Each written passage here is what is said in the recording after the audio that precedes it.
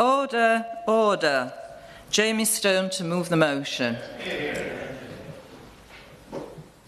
I beg to move that this House has considered the closure of high street services in rural areas. And it is a pleasure to serve under your chairmanship, Ms Furness. I'm extremely grateful for being granted the time to shed light on the impact that the closure of high street services continues to have on our rural communities. In recent years, exacerbated by COVID-19, the pandemic, more and more shops on the high streets have closed their doors, leading to less vibrant town centres, reduced footfall to other businesses, job losses and, sadly, a diminished sense of community. I will give way with pleasure. Thank you, Liz. Thank the honourable gentleman for giving way, and particularly so early in his speech. I'm very grateful. The Overlook is an independent family-run retailer trading in Somerton, and it has been for over 100 years. It's recently announced that it will close. It's been a heartbreaking decision, and it was accelerated by the Chancellor's decision in the autumn budget to freeze the small business multiplier and reduce RHL relief from 75% to 40%, and that, with the addition of the NICS increase, has made the business financially unsustainable. So does my honourable friend agree with me that real fundamental reform of business rates is needed to boost small business and high streets in rural areas to prevent penalising productive investment? I agree with my honourable friend, and this is a matter I will touch on later in my contribution. I want to go back to when I was a boy, some time ago, I might say. My hometown of Tain in the Highlands was a vibrant and bustling place. A short walk up Shore Road from where I lived, where my father had a small farm, up to the high street, you got everything you needed there. From lavatory paper in piles and pyramids in Ross the chemist, via Leslie the grocer in Tain, where you could buy broken biscuits in brown paper bags, to Hamilton Cormac, the local sister, who played the piano beautifully, but never ever, happily, ever seemed to send out a bill. You had everything. It was a totally self-contained, prosperous community, Tain. Oh my goodness, how very different today. The far north, my constituency, has long faced unique challenges. We have higher living costs to limited transport options and poor broadband connectivity. Rural areas, such as mine, have to contend with significant disadvantages as compared to urban centres. For all of us, I think, here today, not just about the loss of shops and banks and post offices, but about the erosion of a way of life, a sense of connection, a loss of public services and access to essential services that rural communities rely on.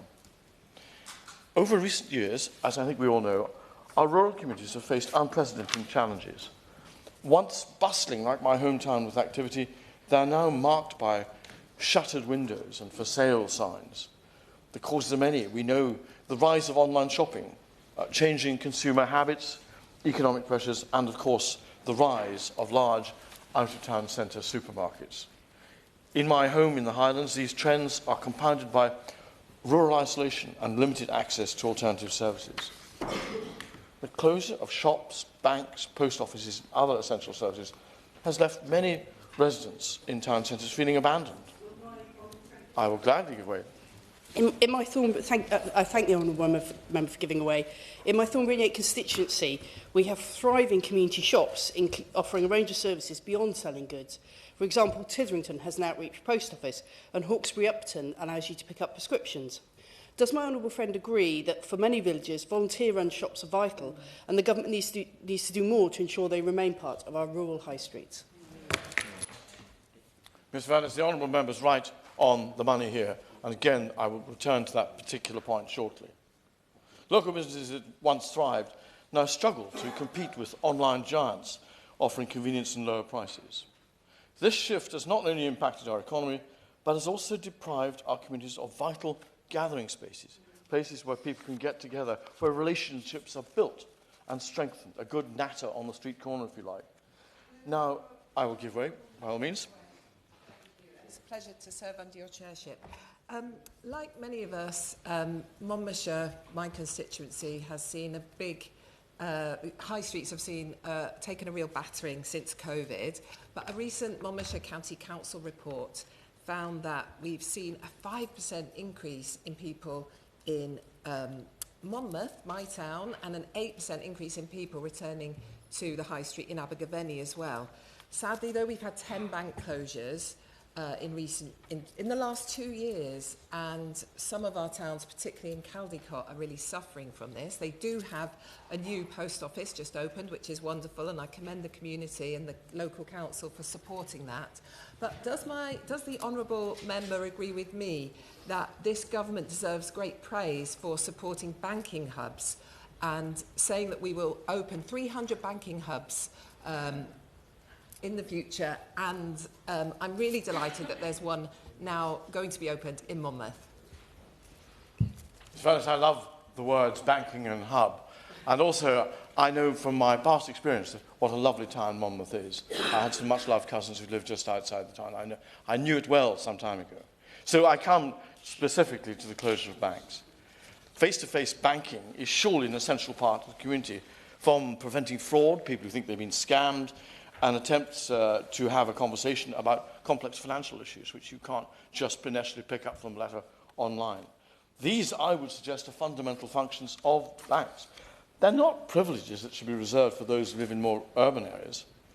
And yes, we know there's been a shift towards digital banking in recent times, but many in our rural communities, particularly the elderly, there's not good internet access for a start, and or the capacity, they can't really use these services, let alone, I suppose, use them to their maximum power. I know many old people who are totally bamboozled by it. Now, I know I'm not alone in these concerns. For instance, Lloyds Banking Group has recently announced the closure of 136 branches across the UK.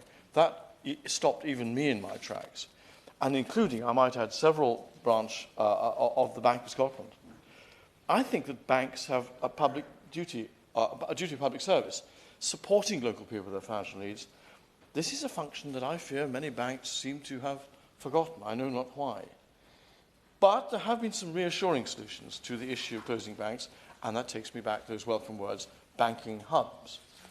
Run by the Post Office and Cash Access UK, these shared spaces have done amazing work in providing banking services in collaboration with an array of different banks.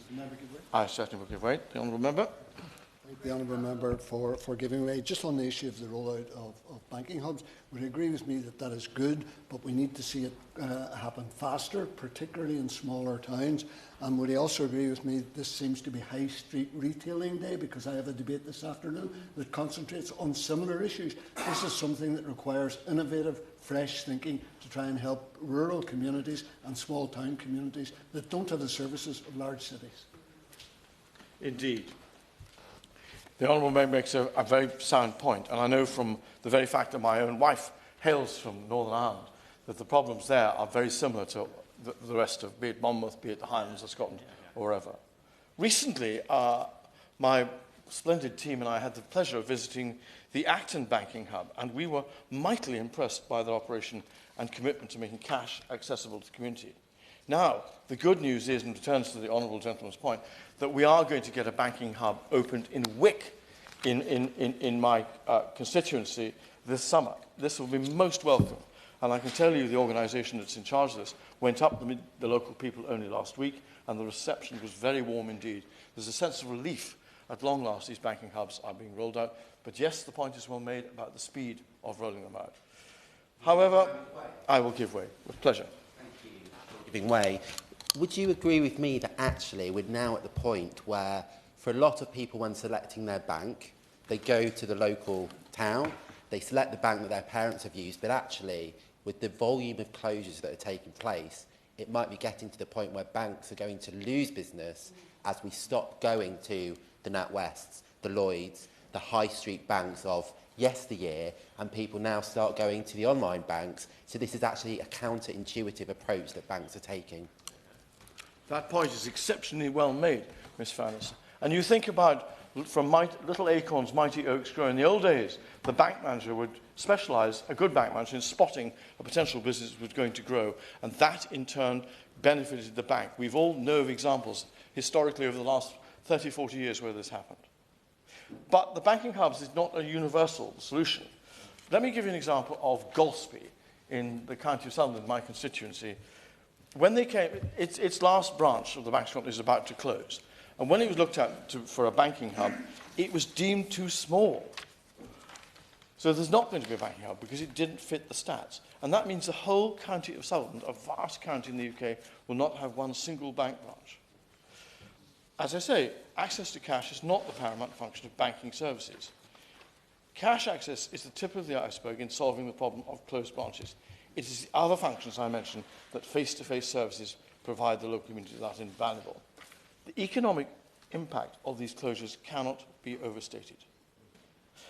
High streets are more than just retail hubs. I would suggest that they are engines of the local economy.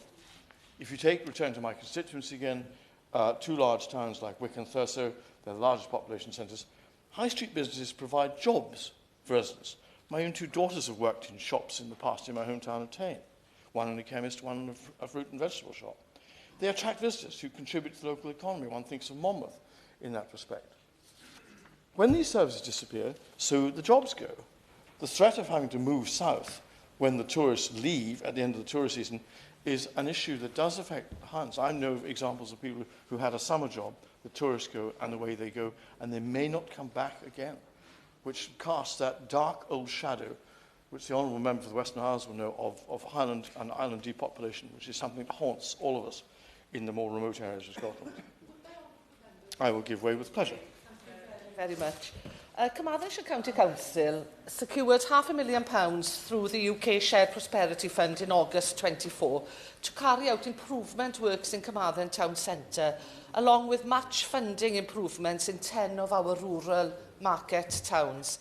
This money is being used to repair pavements, improve car park entrances and improve the attractiveness of the town centre, improvements that we hope will improve the footfall and tourism within these towns. However, SPF, as we know, is due to end at the end of 2026. So does the Honourable Member agree with me that the Government should actually set out its plans for the replacement of the Shared Prosperity Fund to ensure that our high streets, our town centres, continue to receive the investment that they need in order to improve and increase footfall within those centres? Ms Vance, that is a wise point, and I have no reason to doubt that there will be sympathetic ears on the government benches. At least I very much hope so, and I don't see why there wouldn't be. Now, the closures I talk about and the jobs going, of course, if you think about it, in turn discourages investment in our towns, in our regions. Why would a new business choose to set up shop in a town where the high levels of football that have just been mentioned are no longer in the high street? Why would you open a shop in that street if nobody's going to be there? These ripple effects extend beyond immediate job losses. They discourage investment in the future. With fewer businesses operating locally, supply chains are disrupted. This affects farmers, tradesmen and other small businesses who might well rely on high street outlets to sell their goods. This does create, I would suggest, a vicious circle, which is very, very hard to break. The fact of the matter is that money spent in the local economy stays in that local economy.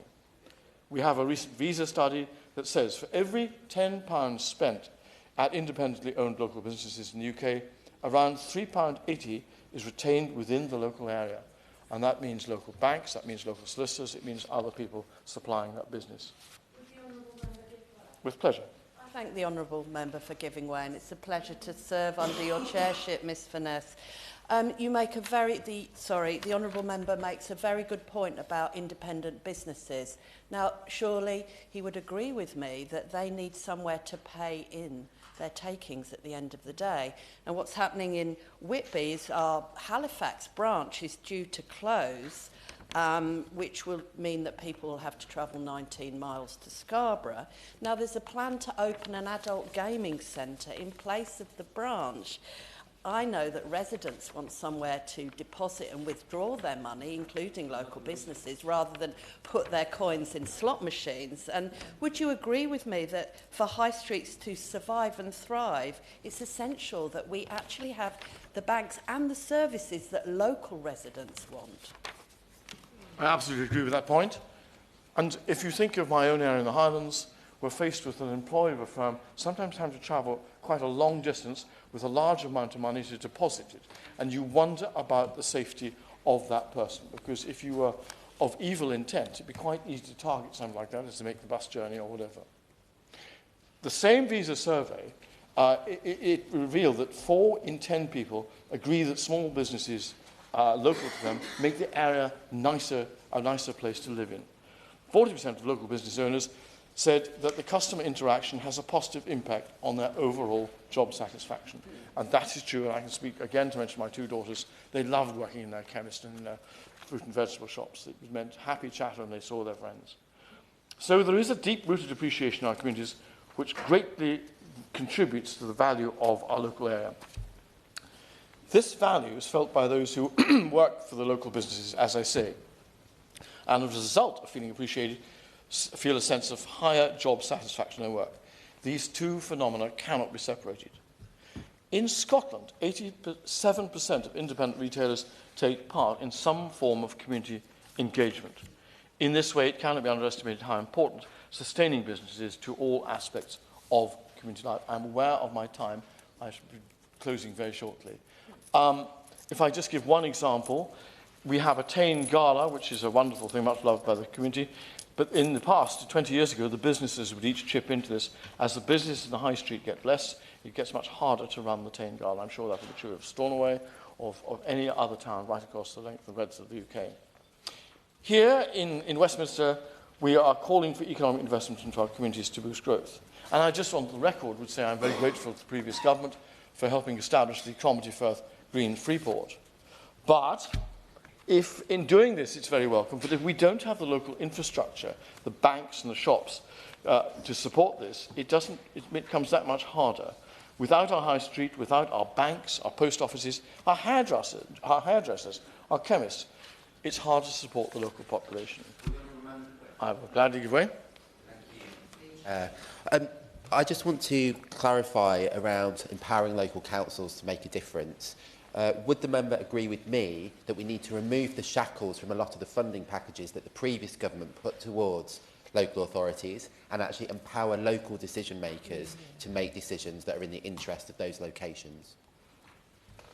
I hope, Ms Furness, that the honourable member's intervention will be observed by the Treasury bench and taken into consideration. Good answer. So,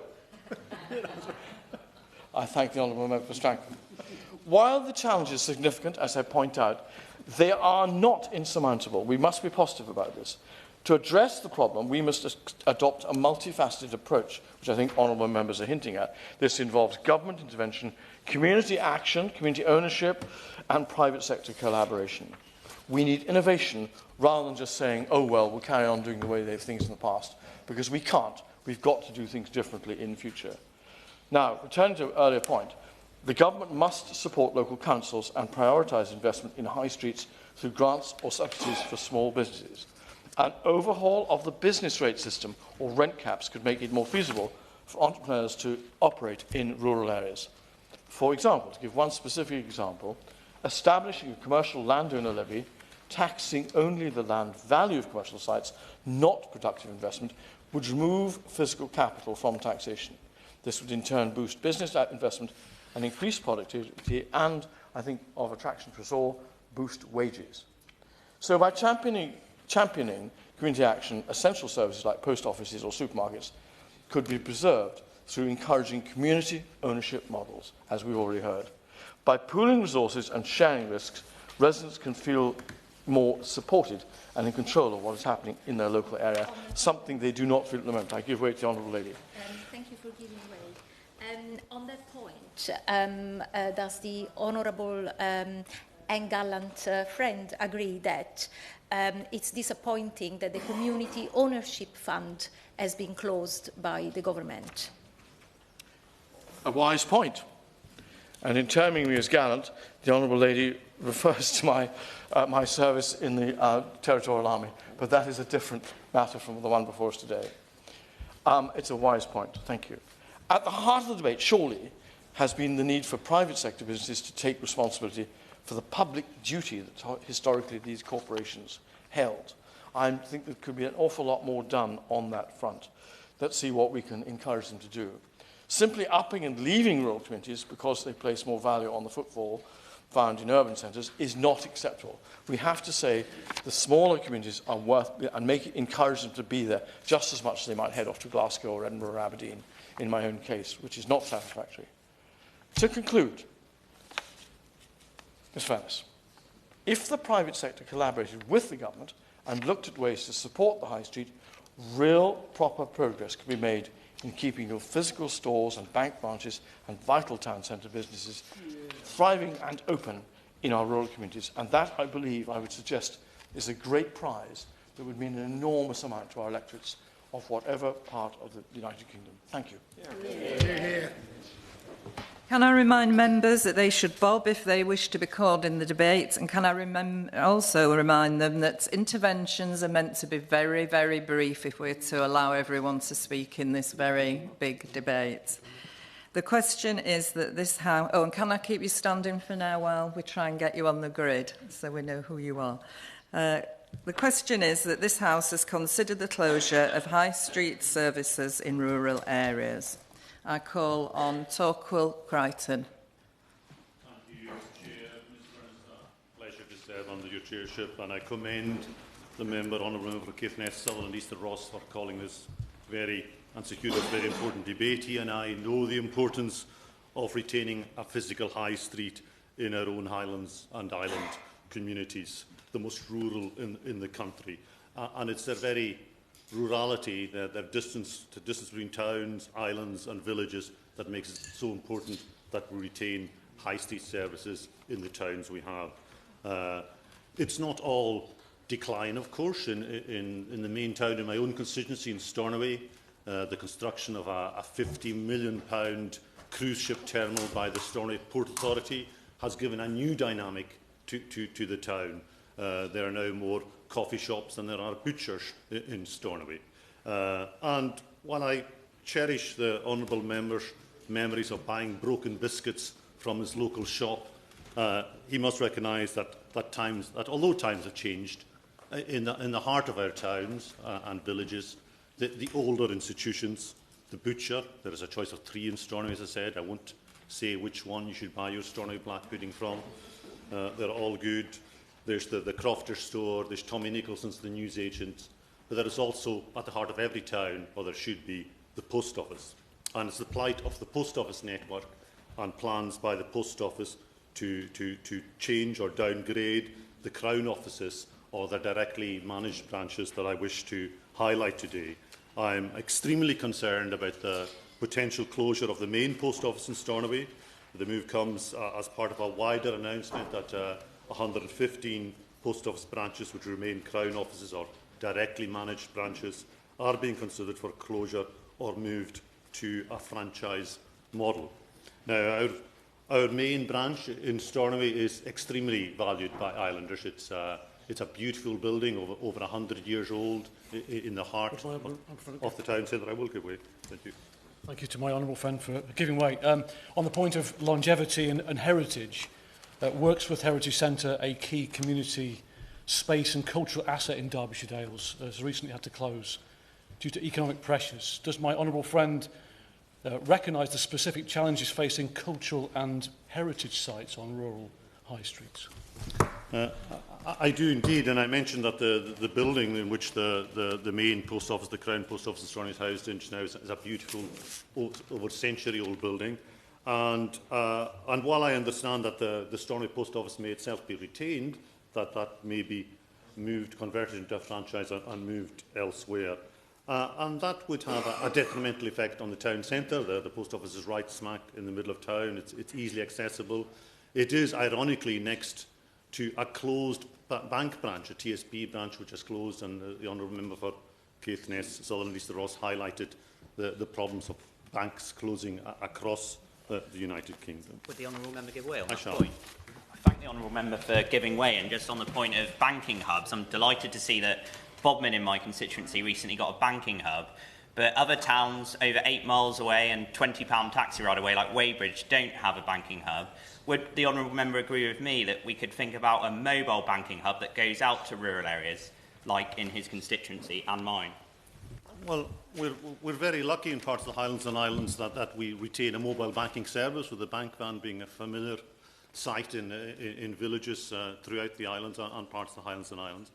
But the retention, the need for a central post office in the town or in any town in a rural constituency is vital for businesses to deposit their cash, for these cruise ship tourists and for islanders and town dwellers themselves to exchange their currency. And I'm concerned that the downgrading of Stornoway's directly managed branch to a franchise counter would leave many of my constituents disadvantaged. The Crown Post Office provides services like foreign exchange, currency exchange and banking services, passport services that many franchise post offices do not offer. And to go to another Crown office or to find euros elsewhere would involve an hour-long bus journey, which would only be preceded by, I should say, a 3-hour ferry journey, because the nearest branch would be somewhere near the Honourable Member's constituency on the mainland. So the limited services offered by franchises post office would not be adequate for my town or any other town, because there's no requirement for franchises, as I understand it, franchises post offices, to accommodate the full spectrum of post office services that directly managed branches currently offer. And so I hope the post office, who we're in negotiation with, concerned MPs have met with post office executives and highlighted our concerns to the Minister. I hope the post offices and the government take into account rurality and the unique circumstances of island constituencies when it comes to considering the future of post offices and the rural high street. At this stage, we've got quite a lot of speakers, so I will be limiting speeches to 3 minutes each so that everyone will have an opportunity to get in the debate. And I'll reiterate that if you are going to intervene, do make it brief, just so that your colleagues get the opportunity that they're here for. Thank you. I've got Cameron Thomas. Thank you, Ms Furness. It's an honour to serve under your chairship. I thank my honourable and gallant friend, the member for Caithness, Sutherland and Easter Ross, for securing this important debate. There are no bustling city centres in Tewkesbury constituency. Instead, our historic town and village high streets are characterised by independent stores, restaurants and pubs which provide jobs and attract tourism. But less overtly, they promote social inclusion and they tackle loneliness. My honourable and gallant friend referred to the loss of connectivity and of isolation. The largest age demographic in my constituency is the over 65s. They're typically less mobile than younger demographics and are more likely to live alone. According to Age UK, over 1 million older people say they regularly go over a month without speaking to a friend, neighbour or family member. The withdrawal of high street services is only likely to amplify this loneliness epidemic, particularly for my residents. I'm pleased that after a period of time of having lost their post office, I was able to work with the excellent independent councillor, Gemma Madel, to return residents in Winchcombe their post office recently. Almost half of Tewkesbury constituency is categorised as within the lowest 30% of decent broadband connectivity across the UK. That's a shameful indictment of the national planning policy framework in a constituency largely comprised of the fastest growing borough outside London. This again disproportionately exposes my over 65s because their demographic has a lower rate of IT literacy than younger groups. Those older residents who do adopt technology to access online services are most likely to become victims of fraud. Age UK reported in 2019 that an over 65 is defrauded every 40 seconds in the UK. And not only the impact of this, but even the threat of it is likely to dissuade those residents from venturing online. These examples show that for my constituents, it's especially important that there are reliable public transport links to get them to our high streets and to ensure that those high streets are preserved so that they can access the services they need. Currently, public transport links are woefully inadequate across my constituency, and whilst the bus fare cap rise of £2 to £3 is unwelcome, it's unlikely to affect those thousands of my residents who don't even have a reliable bus service. If the cap rise was utilised to fund additional services in constituencies like mine, then I would support that measure. Regardless, I urge the Government to look at alternative measures of public transport, such as on-demand services. One such example is the Gloucestershire Robin service. I hope that the Minister will commit to funding the infrastructure upgrades that my constituency already needs if it is expected to grow yet further to accommodate the Government's housing targets. Thank you. Jim Shannon. Madam Chair, first of all, a pleasure to serve under your chairship. Can I thank the honourable member for Caithness, Sunderland and Anita Ross for bringing this to debate to Westminster Hall day. I think back when my mum and dad were shopkeepers, Madam Chair. 1959, I was only 4-year-old. There's my age out now. I remember our shop in Ballywalter in the country being the shop where you bought everything. You could buy all your groceries. You could buy anything from a nail to clothes, and so my mother did that side of the shop. We had coal. We had Venetian blinds. My goodness, can you remember Venetian blinds? We also had all the milk for the cattle as well. Those are the shops that we had way back in those early days. So I'm very blessed to have not one but two great high streets in my constituency. Ballinhinch has wonderful shops. Yet we all know it would massively benefit by the bypass to allow people to nip into town and come out without worrying about the commute traffic. And Newton Ards is the market town, the central town for the constituency since its inception in the 1600s. Great history. One of the UK's oldest market crosses, an indicator of the business, carried out over hundreds of years. And indeed we still have a thriving Saturday market as well. We also have boutique independent retailers. They can kit you out from everything, man and woman, boy and girl, everything. That's the sort of shop we have. But what we do have, unfortunately now, is a rise in stores and closures. It's something we never had in Newton Ards for a long time, but we definitely have it over this last year.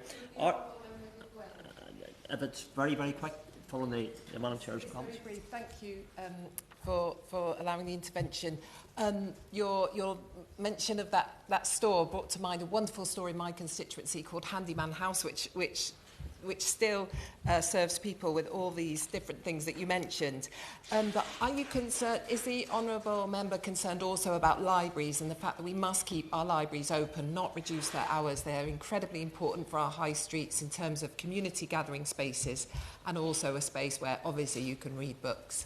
Absolutely, and we're very fortunate to have a number of libraries in my constituency, in Ballinhinch and Killyleagh and Newton Ards. So the draw of the libraries is really important. I thank you for that. Ards truly has it. It's also the Northern Ireland High Street of the Year on multiple occasions. But we have had lost a number of bank units. They lost to Halifax, the Bank of Ireland, the First Trust, but we still retain nationwide Danske Bank, Santander, Progressive and the Ulster Bank. A long way to continue. The executive back home, always giving a Northern Ireland perspective to this debate. I'm trying to be really quick, Madam Chair. I look forward to the Minister's response. So maybe, Minister, if it be possible to outline, as you always do, the contact with the Northern Ireland Assembly back home to ensure that we can have contact and learn from here and us to you as well. I have to express concern over if you don't mind me saying so respectively, Minister, the issue about the national insurance contributions and what that will happen to all the small shops. Some of the small shops have told me, and it really is quite worrying, they've mentioned about the issue of how it will affect one shop employs your people. The profit margin of 50% comes down to 1% with all the rates, rent, employment costs, etc., because he still has to feed his family. The bigger stores perhaps can do better. Tesco's, the Matalan can do better. I finish with this, Madam Chair, ever conscious that there's many people who want to speak. I'm very thankful for the Newton Ards Chamber of Trade and their innovation from evening markets to children's fun days in cooperation with the local council, Ards and North Down Council, and they are there to keep Ards thriving. I just don't see, perhaps unfortunately, the same energy top down, but I do hope that this debate is the beginning of changes for the high street retailers and government working to retain and enhance their place in this country. When I speak here, I speak for every shop, not just in my constituency, but across this great United Kingdom of Great Britain and Northern Ireland, because that's where the benefits are. I look to the Minister for a positive response. Thank you. James Nash. Thank you, Ms Furness. It's a pleasure to serve under your chairmanship, and I'm grateful to the honourable member for Caithness, Sutherland and Easter Ross for bringing this debate to Westminster Hall today. I'm proud to represent the constituency of Rushcliffe, which includes large swathes of rural Nottinghamshire. From Cotgrave to East Leek, rural communities across my constituency are facing ongoing challenges as the services which many residents rely on are slowly disappearing. Banks, post offices, pharmacies and even pubs, once the lifeblood of villages and towns, are shutting their doors, leaving many residents increasingly isolated and without the essential services they need. For me, and I think many of us here, this is not just about convenience. As has been described, it is about social cohesion, about economic sustainability, and about the fundamental right of rural residents to access the same level of services as their urban counterparts. If we are to ensure that our rural communities are thriving rather than declining, we must take action to address the concerning trends which we have witnessed over the past decade. Ms Furness, the statistics paint a worrying picture. Between 2015 and 2023, over 6,000 bank branches closed across the UK, with rural areas hit hardest. We've talked about post offices, which often serve as a replacement for lost banking services, but they are also under immense pressure. In 2000, the UK had over 17,500 post offices. Today, that number has fallen to 11,500. There's also another key organisation which I don't believe has been mentioned yet today, and that is pharmacies. They too are vanishing from our communities. The National Pharmacy Association warns that closures are accelerating, leaving many rural residents, especially elderly and disabled individuals, without easy access to prescriptions and essential healthcare advice. I will. Thank the Honourable Member for giving way. And Bodmin, in my rural constituency of North Cornwall, has lost almost all of its pharmacies. It has one on the High Street, and the Cornwall Health and Wellbeing Board have stipulated that no two pharmacies can be within 1 mile of each other, meaning that any future pharmacies will have to be at least 1 mile out of town. Does the Honourable Member agree with me that this rule is not helpful to our high streets and certainly not helpful to our residents in rural areas that really struggle to get to these pharmacies? Thank you very much. And yes, I absolutely agree. I'm a strong supporter of the Pharmacy First initiative, and I think it's essential that as a government we look at ways to expand that scheme so that more and more people are using their pharmacies and therefore they are more sustainable. And finally, I would just mention rural pubs. On average, 29 pubs are closing every week in the UK, and in many cases there is no alternative place for our communities to gather. Ms Furness, we need urgent action to reverse this decline, and in my view, government support is critical. I welcome initiatives around banking hubs, but I also think we need to press our banks harder to make sure that they are fulfilling their moral obligations to our communities. I welcome the high street auction initiatives to be able to bring vacant properties back into use. I think it is vital that we unshackle funding to empower local councils and decision makers to support their areas. And I also would encourage the government to accelerate business rates reform, which I know we are committed to. We must ensure that rural communities have equal access to essential services, just as urban centres do. And I look forward to hearing more from the Minister about how we can all work together to safeguard vital community assets and keep our rural high streets alive. Can I ask members to keep strictly to 3 minutes? You are going over and you're just sort of speaking other people out. So I would ask that we could do that. If not, we will have to put the timer on and you'll be cut short. So I've now got Charlotte Kane. It's a pleasure to serve under your chairship, and congratulations to my honourable and gallant friend for bringing this very important debate. Businesses in Littleport, Soham and Ely work really hard to keep the high streets lively, but they're undermined by increasing costs and reduced services. Barclays Bank pulled out of Ely recently and now just has a hub in the library. And hard as it is in the market towns, it's even harder in our villages. Any banks left years ago, and many post offices and, as we've heard, chemists have closed. With limited public transport, people struggle to access cash, services and goods. Pubs, which struggled before COVID, are finding it hard to maintain regular opening hours and, in some cases, hard to even remain open at all. And for many of our villages, as we've heard, that is the only public space left for people. Cash-strapped local authorities cut back on maintaining the public realm, making our high streets less attractive. Under-resourced police struggle to address the increasing problems of shoplifting. Business rates are high and increase if businesses improve their properties. The recent budget increased their staff costs, and when a neighbouring business closes, the premises remain empty for months. At best, this is unattractive. At worst, it attracts vandalism and antisocial behaviour. So government really needs to support our high streets by getting on with overhauling the business rates and also supporting improvements to the public realm and allowing our local authorities to actually engage and get these empty properties in use again. We need to make our high streets more attractive so that we have services for our communities. Jeremy. It's an honour to serve under your chairmanship today, and I congratulate my honourable friend for securing this debate. I've enjoyed every one of my visits to Scotland, but none more so than to the very north of Scotland, I must say.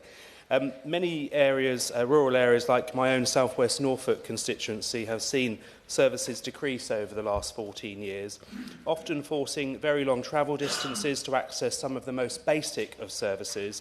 Difficult enough, particularly if you are elderly or disabled, but even more challenging given the lack of public transport options in these communities. And just last week I was informed of another local convenience store closing in a rural village in my constituency, another blow to our community.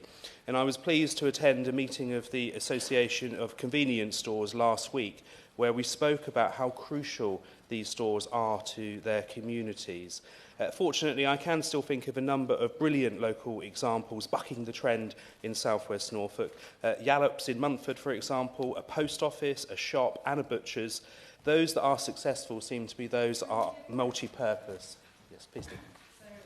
Honourable Member for giving way. Butley Village Shop in my constituency, Glastonbury and Somerton, will shut its doors for the final time. Alongside it, the post office will go, leaving constituents without two essential services. So does the Honourable Member agree with me that we must invest in small rural shops so that they can then maintain essential services like the post office?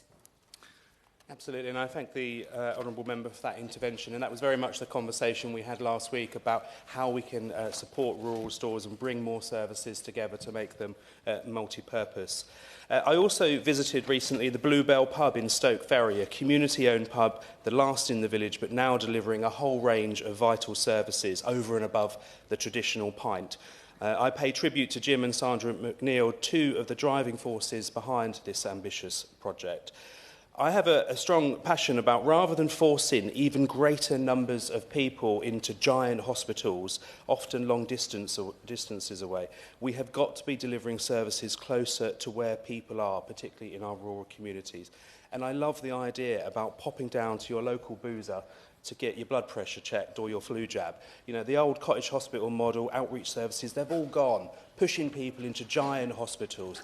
We've got to get people out into the community. I remember going to get my blood pressure checked or blood taken, and then you pop into the town centre, pop into the village to buy stuff while you were there. We've been forcing people out of villages into towns and cities. We've got to talk about connectivity and roads, trains, broadband, mobile phone signals, because the growth potential in rural communities is significant, and I'm pleased with what the government's done so far, and I look forward to hearing what the Minister has to say. Thank you. Madam Dance. It's a pleasure to serve under your chairmanship, Ms Ferris, and I thank my honourable friend for scoring this vital debate. As in many rural areas across the country, high street services in my constituency of Yeovil have slowly vanished, including banks, businesses, pharmacies, as well as culture and leisure facilities. Many of the banks in my constituency have shut their doors. Lloyds Bank has closed its branch in Ilminster and now is closing its branch in Chard. While we have managed to secure a banking hub for Crookham, Ilminster and Chard have been denied banking hubs, despite having the same needs as Crookham. I personally would urge the government to reassess how appropriate links criteria for suggesting banking hubs are for rural communities. I still do not believe travel times or rural geography are being properly considered. I also believe there needs to be as much emphasis in links assessments on maintaining face-to-face services instead of just access to cash. I'll give way if it's quick. Thank you for giving way. Just briefly, on the banking hubs, something that hasn't come up today is we're losing banking services which are open 5 days a week. For a banking hub, in the case of Whitby, certainly just 1 day a week for a few hours. Would you agree with me that that is a big reduction? I agree with you, it is a big reduction. Fortunately, in my constituency of Crewcombe, our banking hub will be open 5 days a week, but I do agree with you that they do need to be reassessed. Beyond banks, many businesses on the high street in my constituency have had to close, such as Casbah in Yeovil. The broken business rate system that has been a significant driver of many of these closures. If we want to support businesses on rural high streets, what we need is a commercial landowner levy which would only tax the land value of commercial sites. Pharmacies also provide vital services to our high street. The 20 pharmacies in my constituency are at the heart of the local healthcare, but they are under severe pressure with an estimated 1,200 pharmacies across the country having to close over the last 7 years. I hope the government will reassure us today that in its discussions over the 25-26 funding contract, it will focus on reaching an agreement that exempts our pharmacies from the rise in employment's national insurance contributions. Finally, we cannot forget the vital culture services on the high streets which can provide. I had the honour of opening Yeovil's new amphitheatre at the Triangle, creating a new public open space and focal point for events. I believe we need more projects like this. However, between 2010 and 2024, annual spending on culture and leisure service saw a real-term spending fall of 2.3 billion. It is vital that local authorities receive more funding from the government to support the arts and culture so that we can provide excellent culture projects to regenerate our high street. In conclusion, the tide of closures on our high streets must be reversed. Our constituents deserve high streets that can be proud of and provide services we need, not boarded up shops. At this point, there's still many of you wishing to speak, so I'm going to have to restrict you to 2 minutes if we want to hear a response from the Minister and the spokespeople. So my next person is Alison Yu. Chair, I would like to give my time to somebody else. I've intervened on the subjects I wish to. That's very kind of you. I'll have Peter Prinsley. I thank our honourable friend for that, and it's a pleasure to serve under your chairmanship. So Stowmarket's High Street is called Ipswich Street, the central artery of the town, running through Stowmarket from the historic marketplace. Only a few years ago, it was a busy street bustling with commercial activity. People came to Stowmarket from nearby villages to go shopping. Many of them went on to visit the other attractions, such as the amazing Food Museum, which I've recently visited, and the John Peel Cultural Centre. But stores started to close, one after another, and 6 shop fronts now lie completely empty, a familiar scene up and down the country, high streets disfigured with vacant shops, sticking out like missing teeth. This has a terrible effect on local communities. As the stores close, the town centre becomes trapped in a vicious circle. Few people want to go shopping, and the high street is full of boarded-up shops. Footfall declines, and more stores close. We've heard about this morning. Colleagues will be familiar with the problem of banks vacating the high streets, and indeed, I now believe we have more food banks than actual banks in this country. Other shops follow the banks, shutting their doors. The town centre loses the cafe, the pub, which perform the vital service as focal points for the community. The government must find a way to mitigate the effect of these stores closing. Times change. Commercial life and society has changed, but let's preserve the high street. Stephen Quarney. My thanks to you, Ms Furness, and to the member for Caithness, Sutherland and Easter Ross. In North Norfolk, half of my residents live in settlements of just a few hundred houses or fewer. The other half live in market towns, all but one of which are well under 10,000 in population. And the health of our rural high street is probably the most significant barometer of prosperity, economic health and the state of the nation. So it's imaginably disastrous whenever any business shuts up shop. We've been extremely lucky, not least in the success of Lib Dem-led North Norfolk District Council in securing funding for things like the Heritage Action Zone project in North Walsham, our largest town, which has created a new sense of vibrancy and optimism by refurbishing the town centre and giving many of the historic shop fronts a much-needed facelift. But street furniture and material renovation alone can't mask the fact that our rural high streets are suffering. And that's in no small part down to a gradual managed decline of rural services. Yesterday morning, I had the pleasure of cutting the ribbon on the brand new banking hub in Holt. Holt lost its final bank branch in 2021. Ever since, I've been working alongside the community to make sure that their access to banking services and cash was protected. But we continue to lose bank branches across the constituency, and I'm campaigning hard for better access to banking in those towns where the last ones are starting to look flaky. In Wells next to the sea, we're at risk of losing our Visitor Information Centre. They face a funding shortfall that I'm pledged to work alongside with them to find new funding streams to plug. It's a vital shop window for our local businesses and attractions. And I can't help but reflect that the crisis in local government funding is also putting high street services to risk. Our high street services, which are so vital to our community. In North Norfolk, we have the oldest population in the country, so easily accessible services are a lifeline for many of my constituents. Preserving and protecting them is a top priority for local people, so it's a top priority for me. I welcome this debate as a chance to shout about the challenges that they face, and I'll continue to make sure the government are giving my community the support it needs. David Chadwick. Thank you, Ms Furness. It's a pleasure to serve under your chairship, and I'd like to thank the honourable and gallant member for Caithness, Sutherland and Easter Ross for securing this timely debate. We heard just last week that the banks will be closing more of their doors on their own customers. Lloyds Bank have decided to close an extra 136 bank branches, despite making £7.5 billion in profit, pre-tax profit in 2023, an increase of 57%. This followed years of tax cuts given to them by the past Conservative government. And Lloyds has decided to reward its customers by closing its doors on them. Well, shame on Lloyds Bank. Banks have been permanent fixtures on our high streets for centuries. The Lloyds Bank branch in Brecon was founded in 1778 and is part of our town's history. Bank closures will reduce footfall in our town centres, hurting the local economy. Pontardawe's Lloyds Bank will also close in November. Over 300 local residents have already told me about the challenges that this will cause them. The elderly and vulnerable people in Pontardawe deserve to have somewhere safe and easy to go to access their own cash. And the same is true of local businesses. Pontardawe is a gorgeous town with some very successful high street businesses, and the bank's closing will make life harder for those local traders.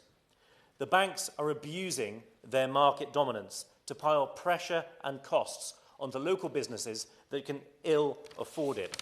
Local traders are being told to make further and further journeys just to access cash. That's piling the costs onto them, and our local economies will suffer as a result. Imagine being a wheelchair user in Pristine. After the bank branch on that high street closes on March the 3rd, the nearest banking hub when it opens will be in Leominster, 14 miles away. The bus journey time to get there is 2.5 hours. Why are we letting our banks do this to people? Whilst these bank branches remain open, the government must ensure that they remain so, and remind Lloyds Bank and all the other banks that it is the government that's in charge and setting the conditions for our banks, and not the other way around. Thank you, Ms Furness, and it's a pleasure to serve under your chairmanship. I'd also like to thank my honourable and gallant friend for securing this important debate. The wonderful towns of West Dorset may be small, but they are mighty.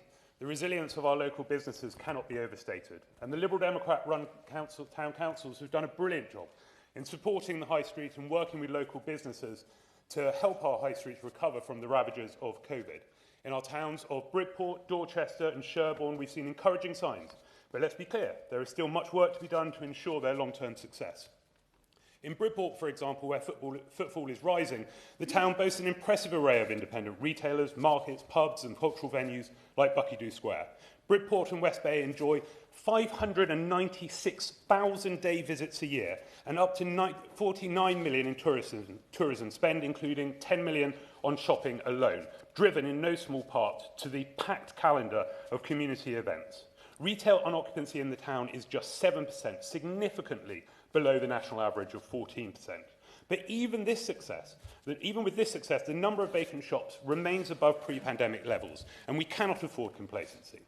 In Dorchester, the town's Sunday market draws over 10,000 visitors, leading some businesses to extend their opening hours. This is a positive step, but we must build on this momentum. Seasonal fluctuations remain a challenge in West Dorset, and without government support, the improvements we have seen risk being undone. Sherborne, too, has shown the ability to attract new businesses with cultural events like Abbey Concerts, the Literary Festival, the Film Festival, the Sherborne Festive Shopping Day, helping bring more people into the town. But there are challenges here too. The last remaining bank in Sherborne is set to close soon and be replaced by a banking hub. This transition highlights the ongoing struggle to maintain essential services in rural communities. There must be clear action. Business rates, rising national insurance costs are placing additional pressure on small enterprises that have already weathered so much. Our local producers, farmers and micro-businesses, which form the backbone of West Dorset's economy, need targeted support to navigate the economic challenges. Our high streets are not just places to shop, they are places where communities come together.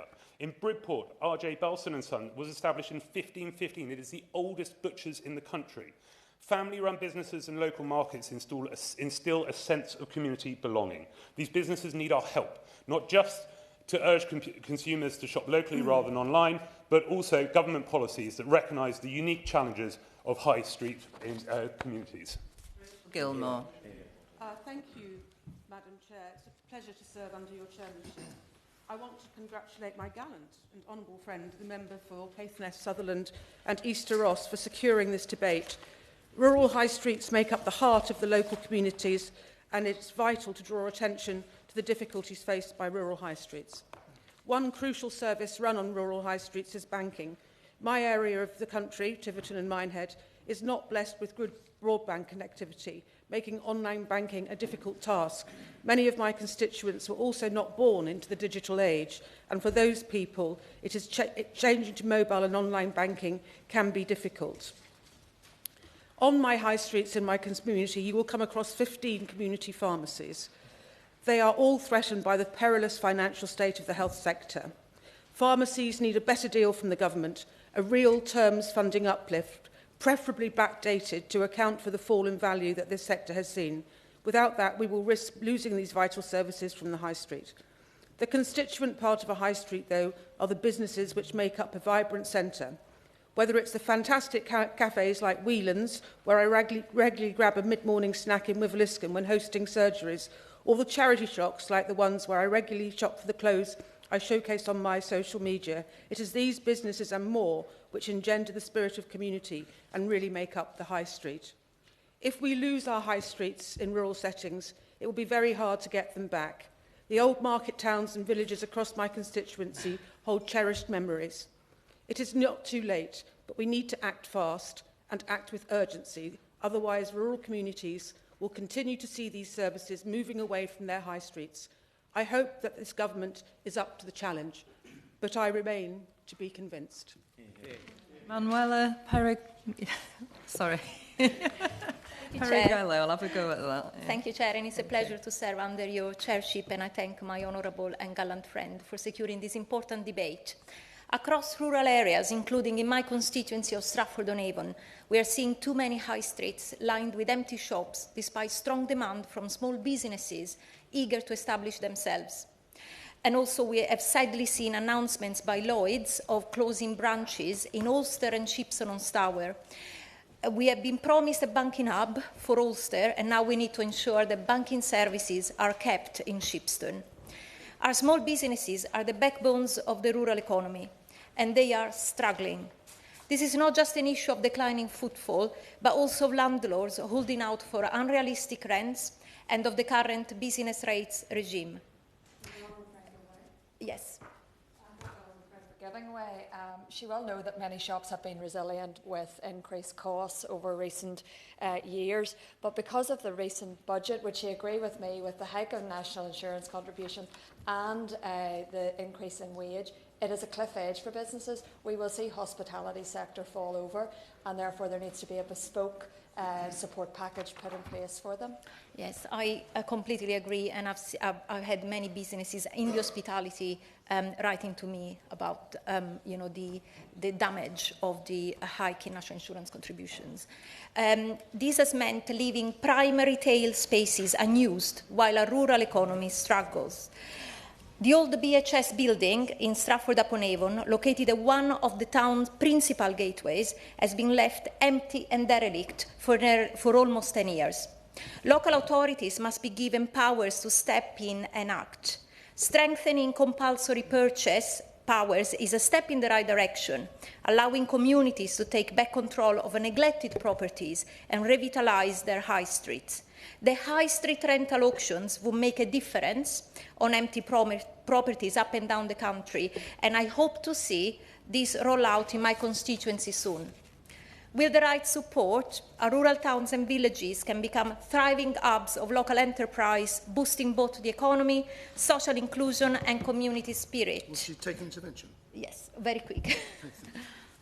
I thank my honourable and learned friend for taking intervention. I'm also very fond of her constituency, and I do recall a visit to Stratford-upon-Avon itself for a stag do, where my friends and I embarked on one of its many ghost tours. I have to say my Geiger meter was unmoved, but there is so much about her constituency and mine which adds to the character of the UK, and I'm sure she'll agree that it's worth investing in. Thank you.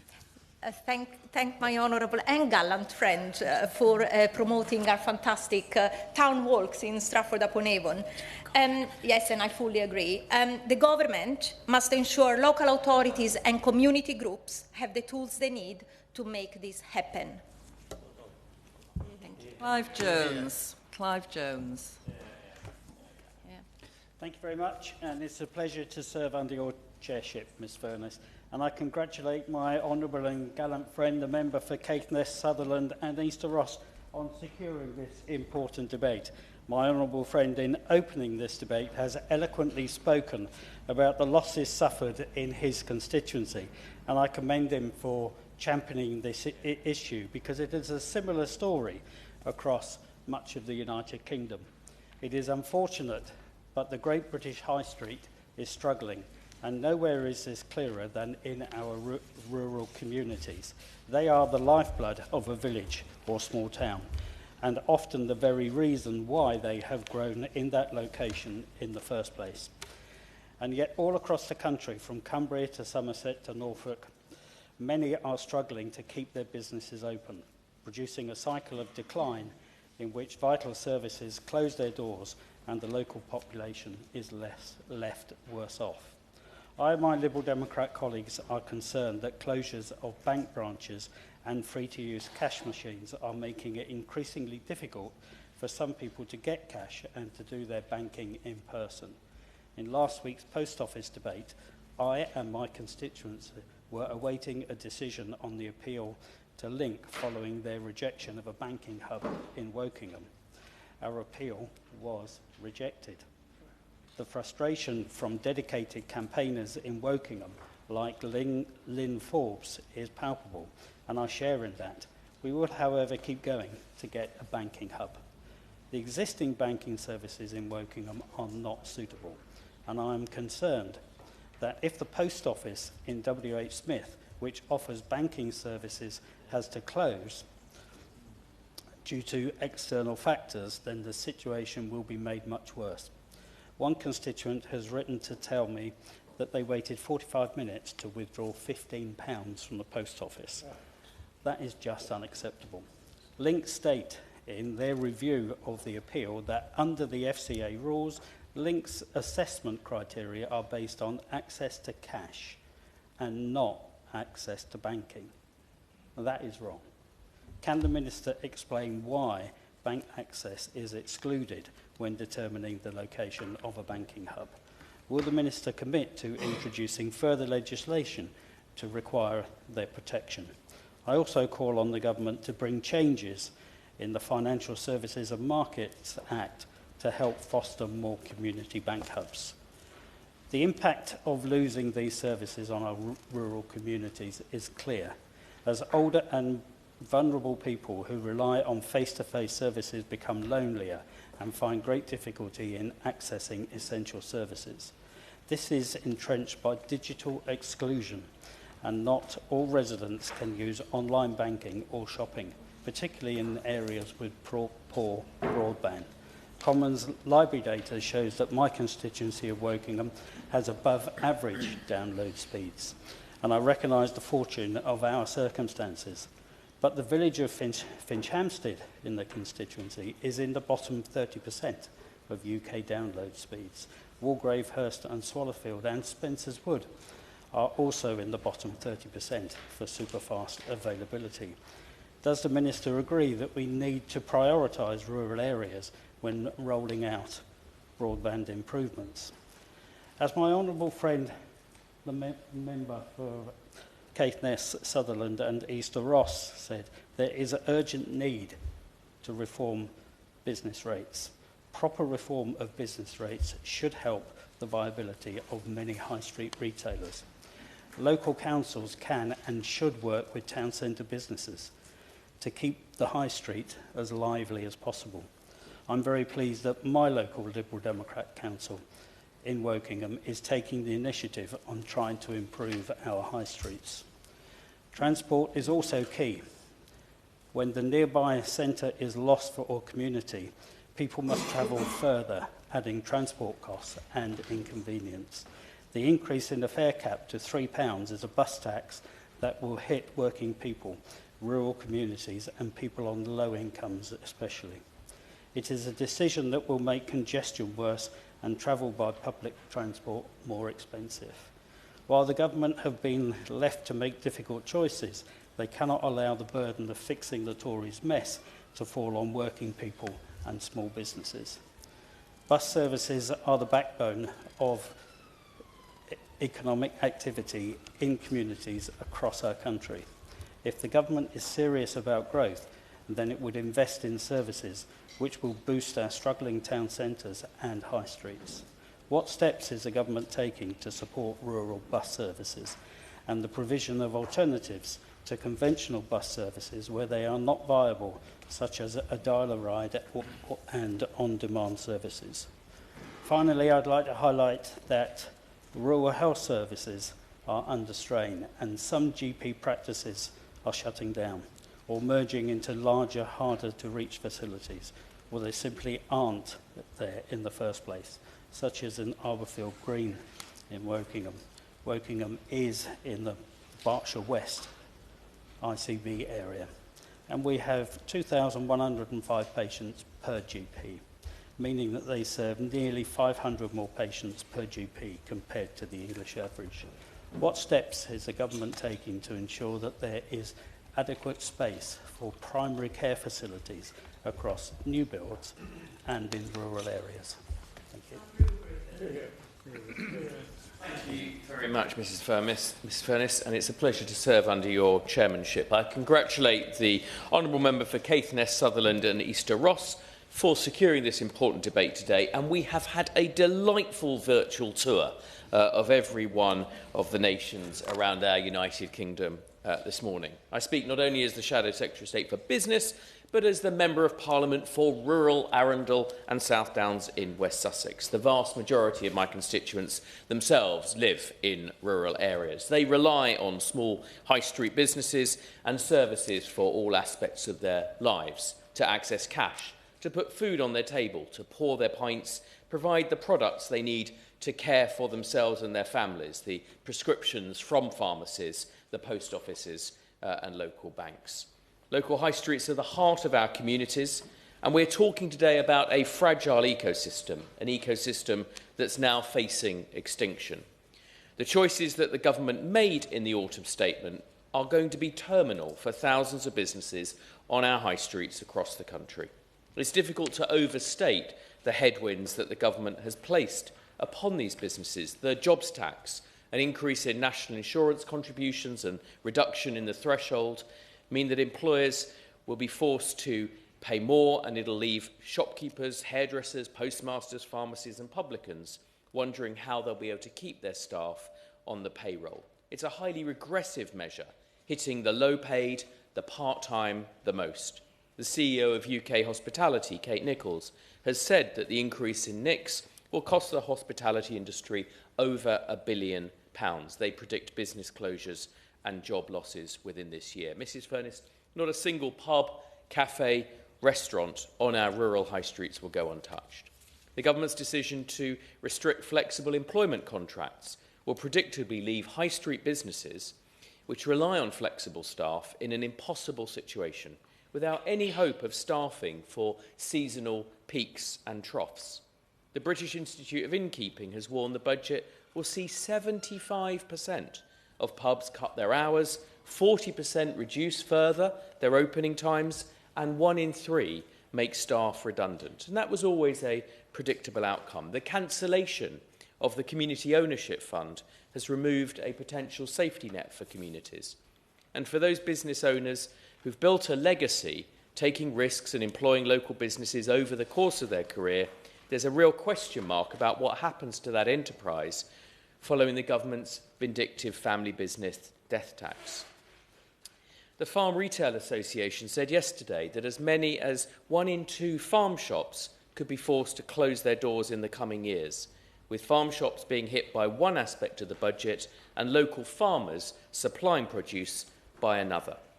A number of members today have rightly raised the importance of local post offices and banking hubs, and they're absolutely right. They are a crucial lifeline for isolated communities, and I know from personal experience have been forced to overcome challenges in recent years. The importance of banking hubs was raised. They're important not just for access to cash, but the support for the growing proportion of our population who are elderly, and the vital importance of high street traders to be able to deposit their takings so that they can continue to take cash too.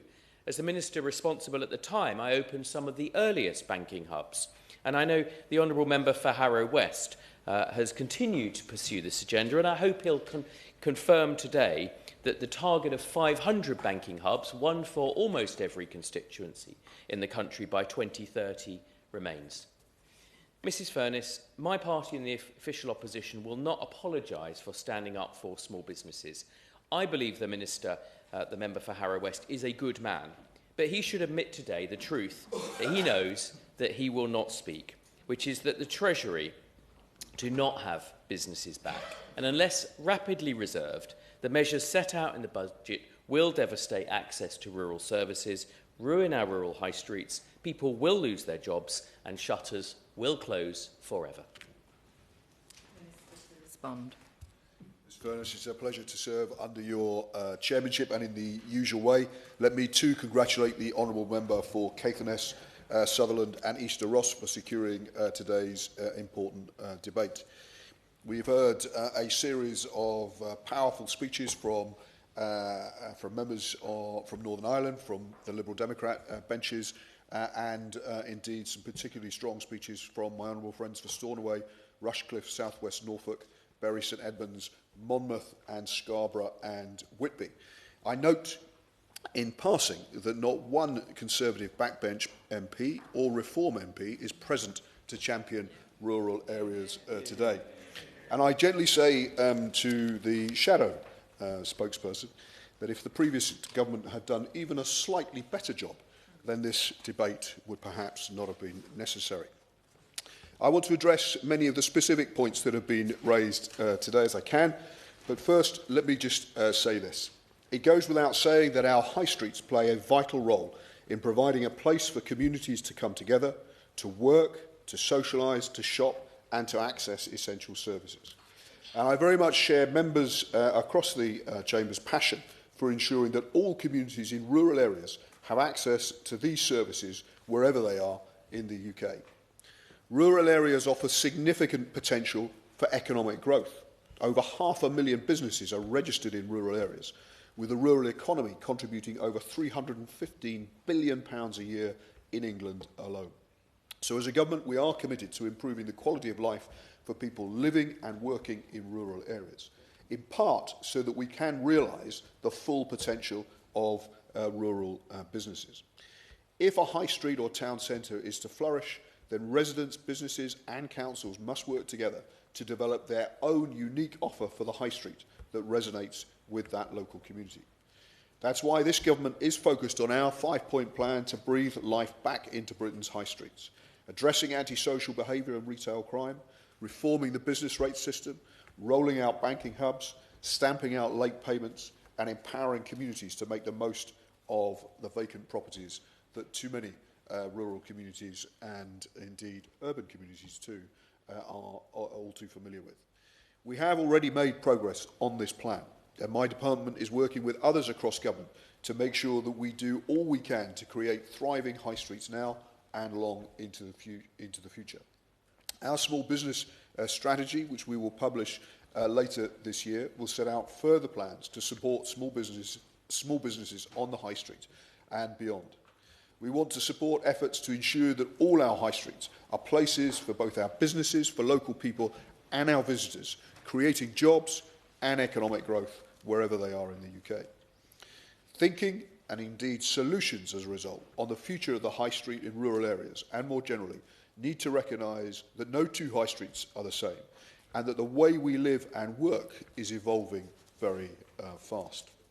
A series of honourable members raised the issue of high street banks and the closure of branches. The UK branch network is now below 5,000, half what it was in 2015. And while the banks point to the increasing use of digital channels for day-to-day banking, access to cash and in-person banking services is still essential for many, not least the elderly and the vulnerable, who often really need that face-to-face engagement to get their banking sorted. Sure. Commend the Minister for his response. Minister, I think my constituency, Madam Chair, has lost the most banks. I think we've lost 12 banks in my constituency over the years. What's obscene and immoral is the banks making exorbitant profit margins in the hundreds of millions, at the same time closing banks and denying pensioners and vulnerable people the right to bank access. Does and has he had any opportunity to speak to some of them banks about their immorality in relation to their profit margin and their dedication and responsibility to vulnerable people? Well, we certainly want the banking industry to do more, to work with us as government to ensure that there is much better access to financial services going forward, in particular for small businesses, because one of the big pressures facing small businesses too often is whether or not they can get access to the finance they need to expand and to thrive. And we know there is not universal good access to finance for small businesses across the country. I know that's a challenge in rural areas, but it's also a challenge more generally. So we'll certainly be continuing to press the financial services industry, more generally banks specifically, in that space. For the government's part, we've also said that accessing physical banking services is important. It's why we're working closely with banks to roll out 350 banking hubs, providing people with critical cash and banking services on their doorstep. These hubs offer basic counter services provided by post office staff, allowing people and businesses to withdraw and deposit cash, to deposit cheques, to pay bills and make balance inquiries. But I will give way in just a second. Many of these hubs also have dedicated rooms where customers can see community bankers from their own bank to discuss things like staying safe from fraud, adding a lasting power of attorney, making payments or registering for online banking. I give way to the Honourable Gentleman. I thank the Minister for giving way. Uster is the biggest town in my constituency and it has a catchment area of 24,000 people. And what people there are telling me is that when they go to use the post office, they're experiencing long waits and the post office staff have lost cheques and made other errors that have created problems for these local businesses. So does the Minister agree that a post office is no substitute for a functioning bank branch run by trained staff? Well, having some Welsh blood, I'm instinctively sympathetic to his constituents. I wouldn't put it in quite the way that he put it, but if he and his constituents have got concerns about the service that the post office is providing in his constituency, I'm very happy to take those up. So perhaps out with this debate, he might want to drop me a line or have a word. I'm certainly willing to press the post office. And I want to come back to the question of post office banking services in just a second.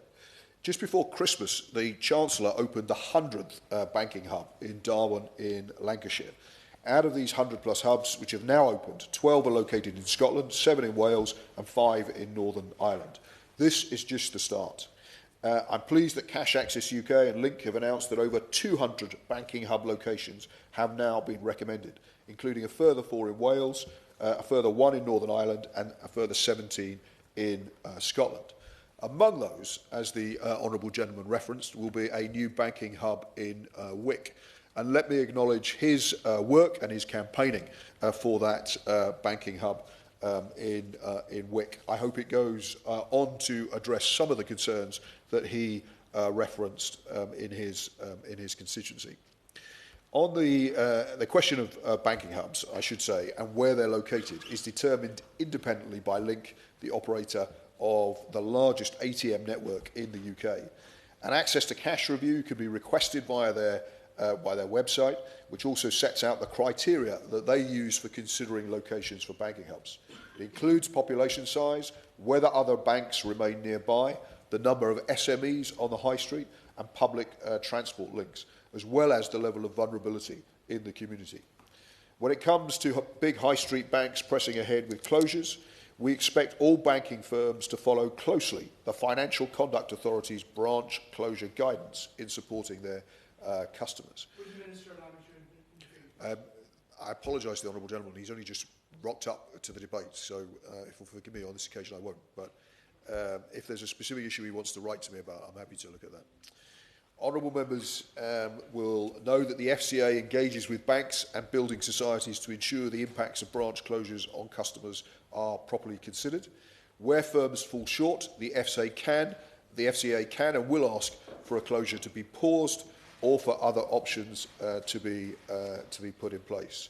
Some banks also provide pop-up services where a community banker can visit a library or a community centre to offer support where other options aren't available. And I understand that's been the case in the Honourable Member's constituency following the announcement of the closure of the Bank of Scotland branch in Golspie. Lloyds Banking Group, I understand, will be providing a pop-up community banking service on a regular basis to support local people with banking services. But for a number of reasons, we are beginning to look at what else the Post Office can do to improve their banking offer.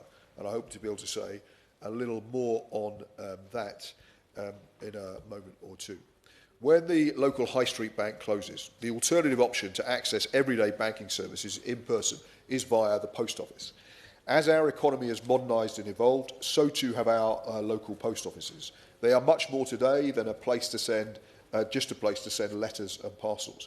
Increasingly, they act as basic high street banks, but also as access points for some government services and as community hubs in many places for an array of different activities, generating tremendous social capital in our communities. So it is right that the government holds the Post Office to account to ensure there is enough provision across the country. We protect the Post Office network by setting minimum access criteria. At all times, we want to ensure that 99% of the UK population lives within 3 miles of a post office and 90% of the population within 1 mile. Yes. He seems to be outlining very succinctly the failure of the banks to provide a service and the importance of post offices in providing the service. So, can you explain to me, because I'm struggling to understand why it is that the government is punishing the post office with national insurance contribution rises while maintaining the Tory tax cuts to the banks? We're rewarding the people who are failing us and punishing the people who are now going to provide this service to us. Well, the Honourable Gentleman will know that the government inherited a very difficult fiscal inheritance and had to make some very tough choices in the budget back in October. We continue to provide a subsidy to the post office, some £50 million, to ensure that the loss-making parts of the network can be maintained. Indeed, we provided a further £37.5 million to support the post office network this year, just before Christmas. And we are working with the senior leadership team at the post office on future opportunities, beginning with banking, so that the company can increase its product offers and commercial revenue while reducing its cost, as well as improving the service to all our constituents. I've heard the very specific concerns raised by my honourable friend for Stornoway about the future of the directly managed post office in his constituency.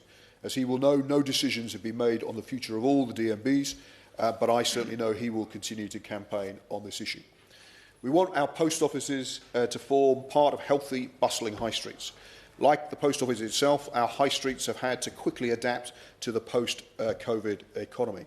High streets have faced more than their fair share of challenges in recent years in terms of vacancies opening up. I know this is an issue that my honourable friend for Bury St Edmunds made specific reference to, and it's why in December we brought forward new powers for councils in this regard. They can now force landlords to rent out unsightly, vacant, boarded-up properties via high street rental auctions. Those new regulations will make town centre tenancies more accessible and affordable, giving local businesses and community groups a right to rent valuable space on their high street. And I welcome the fact that Bassett Law, Darlington and Mansfield are already working with us as early adopters to help learn the lessons of how this new power can be used to make a difference. We've also announced our intention to introduce a new community right to buy, empowering residents to address decline and protect valuable spaces like pubs, theatres and cinemas, keeping those assets in the hands of the local community. And we're investing in a number of further initiatives to boost town and city centres, including maintaining the high street accelerators that bring together the local community, businesses and property owners to work in partnership with their council to regenerate and revive local high streets. My honourable friend, the member for Rushcliffe, referenced our work to improve and reform the business rates system. It was a key manifesto pledge, and it's one we are beginning to deliver on, with permanently lower tax rates for retail, hospitality and leisure properties, including those on the high street, from 2026-27. We've published a discussion paper to explore what else we can do in this space going forward. My honourable friend, the member for South West Norfolk, referenced issues to do with digital connectivity. And he will be pleased, I'm sure, that we're ploughing over £500 million next year into delivering Project Gigabyte and the shared rural network to roll out broadband and 4G connectivity, which will support growth in rural areas and beyond. Digital connectivity is one consideration for rural communities, but as honourable members have rightly pointed, physical connectivity is another. For people in far-flung communities, especially those without a car or family living nearby, getting into the high street can be extremely difficult. We recognise that challenge and are responding in turn with over £650 million for local transport outside city regions in 2025-2026. I know that the Department for Transport will be saying more about how that funding is going to be used very shortly. We're also providing over £1 billion worth of funding to support and improve local bus services and keep fares affordable wherever we can. Indeed, in December, we introduced the Bus Services No. 2 Bill that puts control over local bus services back in the hands of local leaders right across England and is intended to ensure bus services reflect the needs of the communities that rely on them.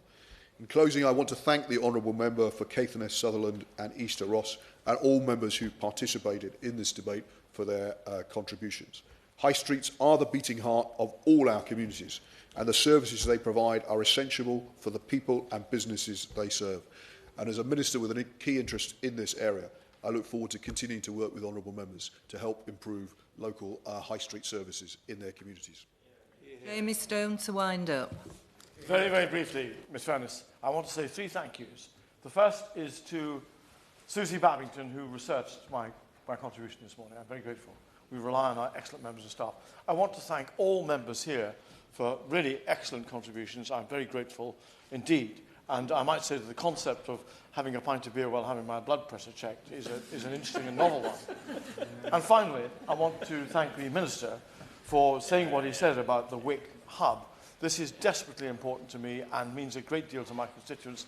And you know, Ms Furness, we Scots are reckoned to be a wee bit tight with our money. But if His Majesty's Government would choose to send the Chancellor or indeed the Secretary of State for Scotland up to open the Wick hub, then I might even dip in my pocket and buy a large glass of Old Pulteney in Wick's excellent Mackay's Hotel. Thank you. Hear, hear. The question is that this House has considered the closure of high street services in rural areas. As many as are of that opinion say aye. Aye. On the contrary, no. The ayes have it. Thank you. Oh, I'm exhausted.